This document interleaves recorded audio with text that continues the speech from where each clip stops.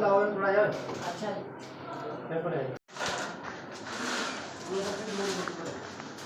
अरे देखो ये दारा पर वो चलता है। हां येलो पर पिचकारी पानी चॉकलेट दिया है जी हैं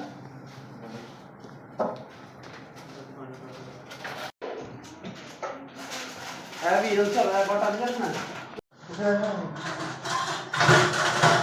जा ये अंदर रखिए हां बस ठीक चुकी है चली गिर गया